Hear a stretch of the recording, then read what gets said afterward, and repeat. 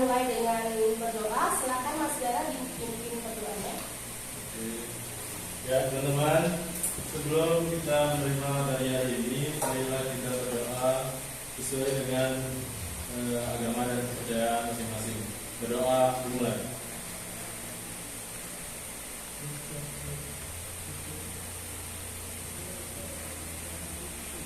Doa selesai. Oke, sebelum kita mulai, saya absensi dulu ya. Oke. Capita Mugara. Hadir. Oke. Aspin Khairi. Hadir. Oke. Sri Arwan Wisjaga. Hadir. Oke. Linda. Hadir. Dina Novita. Hadir. Oke. Amalia Kartika. Hadir. Oke. Kela. Kela mana nih? Oh, sakit ya, ya. Oke. Oke, Satya ada, oke, Fidelia ada, Diana hadir. Oke. Oke teman-teman, hari ini kita akan membahas terkait dengan ekonomi Islam versus ekonomi konvensional, ya. Oke. Nah, mengapa kita harus tahu perbedaan dari ekonomi Islam dan juga ekonomi konvensional? Sebelum saya menjelaskan terkait dengan perbedaan kedua sistem ekonomi ini, sistem ekonomi Islam dan ekonomi konvensional, harus kita ketahui bahwa kedua sistem ekonomi ini sangat penting. Ya, pertama karena sistem ekonomi ini bukan hanya terkait dengan uang, ya bukan soal uang, tapi juga dengan nilai, tujuan dan cara untuk mencapai dari masing-masing tujuan dari sistem ekonomi tersebut. Kemudian yang kedua, Islam ini itu membawa sistemnya tersendiri. Jadi Islam itu sudah membuat aturan di dalam kehidupan kita, mulai dari kita bangun sampai dengan tidur lagi. Ya, Islam ini membawa sistemnya tersendiri, bukan kapitalis, bukan juga sosialis. Oke, sebelum saya lanjutkan, apa yang terpikirkan kalau saya tanya terkait dengan ekonomi Islam? Oke, misalkan kalau saya tanya terkait dengan ekonomi Islam, kira-kira apa yang dibayangkan? Ekonomi berdasarkan landasan Islam. Oke, sistem ekonomi yang berlandaskan ajaran Islam. Oke, kalau saya tanya terkait dengan ekonomi konvensional, Setia, kira apa yang kamu pikirkan terkait dengan sistem ekonomi konvensional? Kebalikan dari sistem ekonomi Islam ya, yang berdasarkan nilai-nilai Islam, prinsip-prinsip Islam. Tapi untuk konvensional itu bisa dikatakan seperti sistem yang diambil oleh bank-bank saat ini yang tersebar ya, yang bisa dikatakan mengambil keuntungan lah seperti itu. Oke, siap. Oke, terima kasih. Pokok pembahasan kita hari ini kita akan menjelaskan terkait dengan perbedaan ya dari ekonomi Islam dan juga ekonomi konvensional. Kemudian kita juga akan membahas terkait contoh pengaplikasian, ya, pengaplikasian penggunaan sistem ekonomi Islam ini dan sistem ekonomi konvensional di dunia nyata. Ya. Oke, pertama adalah ekonomi Islam. Ekonomi Islam ini yang pertama berdasarkan wahyu Al-Quran dan Sunnah. Ya, kita tahu kalau kita jadi seorang pelaku ekonomi, pengusaha misalkan, kita selalu memilih produk itu yang diizinkan atau yang diperbolehkan dalam Al-Quran dan Sunnah. Jadi kalau kita milih ide bisnis itu atau milih ide usaha, itu harus kita merujuk lagi apakah di dalam Islam itu diperbolehkan atau tidak. Kalau misalkan teman-teman berniat jual komer gitu ya, komer kan jelas ya di dalam Islam itu dilarang. Nah, orang-orang yang berlandaskan ekonomi Islam, mereka tidak akan melakukan itu. Kemudian tujuan akhir dari ekonomi Islam ini juga adanya falah atau keselamatan dunia dan akhirat. Jadi mereka itu tidak hanya memikirkan keuntungannya saja, tetapi juga dampaknya di akhirat nanti seperti apa. Jangan sampai karena kita menginginkan keuntungan yang besar, pada akhirnya kita malah jadi bahan bakar api neraka ya. Jangan sampai. Oke. Yang berikutnya adalah dalam ekonomi Islam nilai spiritual dan moral menjadi dasar keputusan. Jangan sampai ketika kita berusaha atau berbisnis itu menyampingkan nilai-nilai moral. Contoh menyampingkan nilai-nilai moral itu seperti apa sih? Gitu. Misalkan kita udah tahu nih jualan sesuatu yang halal, misalkan kita jualannya setelah es kelapa, misalkan jualannya es kelapa gitu.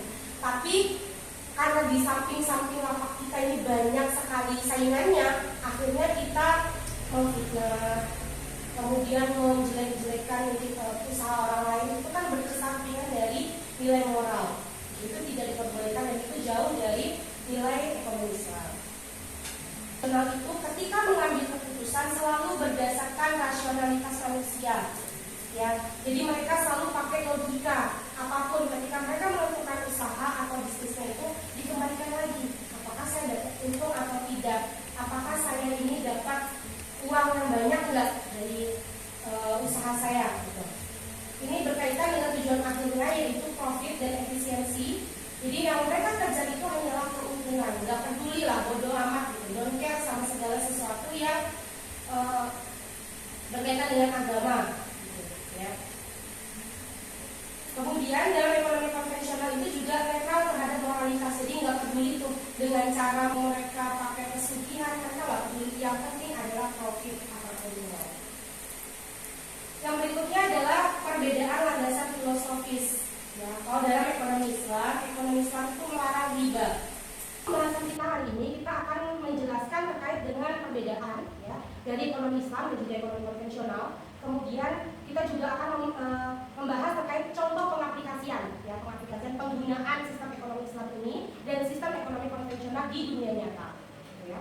Oke, pertama adalah ekonomi Islam. Ekonomi Islam ini yang pertama berdasarkan wahyu Al-Quran dan Sunnah. Gitu ya. Kita tahu kalau kita jadi seorang pelaku ekonomi, pengusaha misalkan, kita selalu memilih produk itu yang diizinkan atau yang diperbolehkan dalam Al-Quran dan Sunnah. Jadi kalau kita milih ide bisnis gitu, atau milih ide usaha, itu harus kita merujuk lagi apakah di dalam Islam itu diperbolehkan atau tidak. Kalau misalkan teman-teman berniat jual komen gitu ya, komen kan jelas ya di dalam Islam itu dilarang. Gitu. Nah, orang-orang yang berlandaskan ekonomi Islam, mereka tidak akan melakukan itu. Gitu. Kemudian tujuan akhir dari ekonomi Islam ini juga adanya falah atau keselamatan dunia dan akhirat. Jadi mereka itu tidak hanya memikirkan keuntungannya saja, tetapi juga dampaknya di akhirat nanti seperti apa. Gitu. Jangan sampai karena kita menginginkan keuntungan yang besar, pada akhirnya kita malah jadi bahan bakar api neraka ya. Jangan sampai. Oke. Yang berikutnya adalah dalam ekonomi Islam nilai spiritual dan moral menjadi dasar keputusan. Jangan sampai ketika kita berusaha atau berbisnis itu menyampingkan nilai-nilai moral. Contoh menyampingkan nilai-nilai moral itu seperti apa sih? Gitu. Misalkan kita udah tahu nih jualan satu yang halal, misalkan kita jualannya setelah es kelapa, misalkan jualannya es kelapa gitu. Tapi karena di samping-samping lapak kita ini banyak sekali saingannya, akhirnya kita memfitnah, kemudian menjelek-jelekan diri ke usaha orang lain, itu kan berkesampingan dari nilai moral. Itu tidak diperbolehkan dan itu jauh dari nilai ekonomi Islam. Berbanding dengan ekonomi Islam tadi, ekonomi konvensional itu ketika mengambil keputusan selalu berdasarkan rasionalitas manusia. Ya, jadi mereka selalu pakai logika. Apapun ketika mereka melakukan usaha atau bisnisnya itu dikembalikan lagi. Apakah saya dapat untung atau tidak? Apakah saya ini dapat uang yang banyak enggak dari usaha saya? Gitu. Ini berkaitan dengan tujuan akhirnya, yaitu profit dan efisiensi. Jadi yang mereka kerja itu hanyalah keuntungan, nggak peduli lah, bodoh amat gitu, don't care sama segala sesuatu yang berkaitan dengan agama. Gitu, ya. Kemudian dalam ekonomi konvensional itu juga netral terhadap moralitas, jadi nggak peduli tuh dengan cara mereka mau ngedukun kayak mau mereka pakai pesugihan, mereka nggak peduli. Yang penting adalah profit apapun itu. Yang berikutnya adalah perbedaan landasan filosofis. Ya, kalau dalam ekonomi Islam itu melarang riba.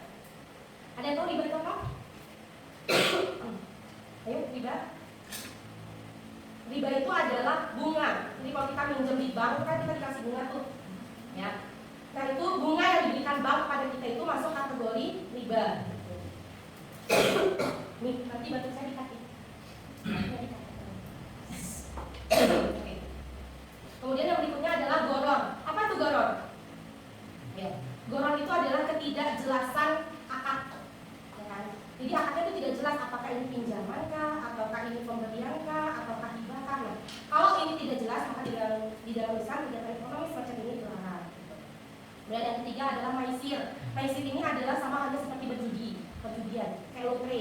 Lotre itu kan masuk kategorinya haram karena dia tidak menentu gitu lah. Ya, tidak pasti. Kemudian yang kedua adalah ekonomi Islam mengedepankan keadilan bagi hasil dan juga pemerintahan. Berbeda dengan ekonomi konvensional, kalau ekonomi konvensional ini mereka mengedepankan yang namanya bunga. Jadi bunga bank itu penting banget buat mereka. Bunga bank itu merupakan sumber pendapatan mereka. Jadi tanpa bunga bank mereka tidak bisa beroperasi. Kemudian konvensional ini juga bebas akumulasi kekayaan tanpa adanya kewajiban distribusi. Kalau di dalam Islam kita punya kewajiban untuk memberikan sumbangan ya pada fakir miskin dan segala macam. Di dalam ekonomi konvensional tidak ada kewajiban. Kalaupun kita mau memberi sifatnya opsional, itu tidak ada kewajiban. Pada kita kan wajib itu juga. Yang berikutnya, tujuan dari masing-masing sistem ekonomi ini dalam ekonomi konvensional tujuannya adalah mewujudkan al-falah. Ya, al-falah itu adalah ya, dalam ekonomi Islam itu tujuannya adalah mewujudkan al-falah atau kebahagiaan dunia dan akhirat. Ya, kemudian keadilan sosial, distribusi kekayaan yang merata. Jadi dalam ekonomi Islam itu tidak hanya ingin berpusat kepada orang-orang kaya saja, tetapi juga merata, orang-orang di bawah, orang-orang miskin pun diperhatikan. Kemudian adanya keberkahan dan keseimbangan. Kemudian kesejahteraan umat itu juga dipikirkan dalam ekonomi Islam.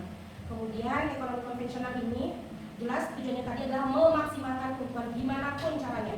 Bodoh amat dengan caranya, yang penting saya untung. Itu ekonomi konvensional. Kemudian efisiensi penggunaan sumber daya. Prinsip dari ekonomi konvensional adalah menggunakan sumber daya sekecil-kecilnya, seefisien mungkin untuk mendapatkan keuntungan yang setinggi-tingginya. Ya. Nah, pertumbuhan ekonomi dan akumulasi kekayaan juga mutlak dimiliki satu orang individu. Jadi kalau misalkan nih Linda gitu ya punya usaha apapun, gitu, kalau dia menerapkan sistem ekonomi konvensional, tidak perlu memikirkan bagaimana saya harus bagi hasil, bagaimana saya harus berzakat, bertindak, nggak perlu. Jadi nikmati saja uangnya sendirian. Kemudian yang berikutnya adalah kepuasan konsumen dan kebebasan pasar. Ya, jadi yang paling penting buat mereka adalah konsumennya itu puas dengan produk yang mereka dagangkan atau mereka jual. Gitu. Nggak peduli itu halal maupun haram. Nah, berikutnya adalah prinsip-prinsip dasar dalam ekonomi Islam. Dalam prinsip ekonomi Islam, jelas tadi saya sampaikan larangan riba, boror, maisir, transaksi juga harus halal dan thayyib. Ya. Kemudian sistem bagi hasilnya ada mudharabah dan musyarakah. Ini saya sedikit jelaskan. Mudharabah dan musyarakah ini, kalau mudharabah ya teman-teman, pinjaman, sistemnya adalah misalkan saya adalah pemberi pinjaman, Asvin adalah peminjam. Kita kerjasama untuk membangun sebuah usaha misalkan. Kalau dengan sistem mudharabah, Asvin rugi, kerugian yang ditanggung Asvin saya yang tanggung. Gitu. Karena investasi saya yang banyak. Tapi ketika Asvin untung, keuntungannya akan jauh lebih banyak saya. Itu yang mudharabah. Tapi kalau musyarakah itu misalkan Asvin dan saya itu bekerja sama untuk saling memberikan modal, saya memberi modal, Asvin yang menjalankan, kita 50-50. Kalau rugi sama-sama, kalau untung juga sama-sama. Itu perbedaannya di sini. Ya, kemudian zakat dan wakaf sebagai alat distribusi dalam Islam, kalau dalam ekonomi Islam ini wajib sekali zakat dari wakaf ini. Kemudian etika bisnis dan tanggung jawab sosial itu sangat diperhatikan. Jadi etika bisnis itu sangat-sangat penting. Berikutnya prinsip dasar dari ekonomi konvensional. Kalau ekonomi konvensional, balik lagi saya katakan bahwa selalu didasarkan pada bunga, ya, serta spekulasi. Jadi sekarang kan ada yang namanya kripto ya, kripto yang ya kurang lebih sama lah kayak perjudian itu, cari apakah naik atau turun itu kan tidak pasti. Ketidakpastian inilah yang pada akhirnya membuatnya jadi haram. Baik, kita lanjutkan pada contoh pengaplikasian ekonomi Islam dan juga ekonomi konvensional. Kita ambil contohnya itu adalah terkait dengan perbankan, ya, contohnya Bank BSI, ya, saat ini itu beroperasi itu tanpa menggunakan riba, ya, tanpa menggunakan riba, dengan menggunakan akad mudharabah bagi hasil atau murabahah jual beli. Sedangkan contoh dari sistem ekonomi konvensional, Bank BCA atau Bank Sentral Asia itu memberikan pinjaman dengan adanya bunga, ya, tanpa adanya pertimbangan halal haram. Kemudian contoh yang kedua ini adalah dengan saat ini sedang marak ya KPR, itu pembiayaan rumah dari perbankan. Kalau KPR syariah itu akadnya menggunakan akad murabahah, ya, dengan sistem bank membeli dulu rumahnya, membeli dulu rumah yang diinginkan oleh nasabah. Setelah itu baru nasabah bayar ke banknya. Entah mereka mencicil 20 tahun, 15 tahun, itu harganya sama. Jadi tidak ada yang namanya fluktuasi. Jadi tidak ngikutin bunga bank yang berlaku pada bank tersebut. Berbeda dengan ekonomi konvensional. Kalau ekonomi konvensional ini, KPR konvensional, bank itu menyediakan uang untuk dipinjamkan kepada nasabah. Jadi kalian nih, kalau di paket ekonomi konvensional, uangnya bank akan dipinjamkan ke kalian untuk beli rumah tersebut. Nah, harganya itu sifatnya fluktuatif, tergantung harga pasar. Gitu. Tergantung dengan suku bunga pada tahun tersebut. Jadi kalau misalkan tahun ini suku bunga 12, tahun depan 15 ya kalian harus mengikuti itu. Jadi kalian bayarnya jauh lebih mahal. Itu perbedaannya dari ekonomi konvensional. Oke, kesimpulannya adalah ekonomi Islam dan ekonomi konvensional itu berbeda, baik dalam sumber hukum, tujuan, instrumen, dan dampak sosialnya. Ekonomi Islam hadir untuk menyeimbangkan aspek material dan spiritual. Kemudian tantangan bagi kita semua hari ini adalah bagaimana menerapkan sistem-sistem Islam dalam ekonomi modern yang kompetitif. Oke. Sebelum kita masuk pada sesi tanya jawab, tadi Asmin udah nguap, gitu ya. Asmin udah nguap, jadi sepertinya Asmin sudah mulai lelah, gitu. Jadi kita ice breaking dulu. Silakan Ibu Diana, dipimpin oleh Ibu Diana ya. Oke. Berdiri mulai. Oke, kita Ayo mulai. teman-teman, mari kita ice breaking dulu. Oke. Ayo semuanya berdiri dong. Ayo Mas Awan, ayo. Tepuk semangat. Semangat. Semangat. Oke. Tunggu dulu. Duduk. Saya ada satu Mas Diki, menguji apa namanya konsentrasi kalian. Ikuti kata-kata saya. Konsentrasi. Tahu tempe. Tahu tempe. Tempe tahu. Tempe tahu. Tempe. Tempe. Berapa tempe? Berapa ini? Oke. Berarti sudah konsentrasi. Oke, kita lanjut ke sesi tanya jawab ya. Silakan sesi tanya jawabnya. Silakan yang ingin bertanya. Oke, silakan Asmin. Nah, tadi kan sudah dijelaskan terkait dengan banyaknya kasus kredit pemilik rumah, Oke. ya. Kenapa kebanyakan orang-orang di era sekarang itu lebih memilih KPR yang konvensional daripada KPR yang syariah? Oke, terima kasih Mas Asmin. Saya jawab dulu ya. Kenapa orang-orang sekarang lebih suka KPR yang konvensional dibandingkan KPR yang Islam? Padahal jelas tadi dilihat perbedaannya. KPR Islam itu atau KPR syariah ya, itu lebih memudahkan. Gitu. Kenapa? Karena satu, yang pertama adalah KPR konvensional itu menjamur ada di mana-mana. Sekarang di Sumbawa sendiri bisa dihitung dari saya bahkan hampir belum pernah lihat gitu KPR syariah di Sumbawa. Ya, itu satu. Jadi KPR konvensional itu ada di mana-mana. Hampir setiap bank menawarkan KPR konvensional. Kemudian yang kedua, pencairan untuk anggaran KPR konvensional ini jauh lebih mudah dibandingkan dengan KPR syariah tadi. Jadi dua alasan ini yang menyebabkan kita itu kayaknya udah deh dengan segala resikonya saya lebih baik KPR konvensional aja. Jadi seperti itu ya. Berarti intinya itu belum banyak. Ya. Yang kedua, mungkin kebanyakan orang-orang itu ribet di administrasinya ya, Betul. karena banyak persyaratan atau segala macam. Jadi orang-orang kebanyakan bergeser ke ya konvensional. Betul sekali. Ya tadi pertanyaan kedua silakan. Terkait dengan ekonomi Islam, bagaimana solusi ekonomi Islam terhadap krisis moneter atau inflasi yang tinggi? Oke.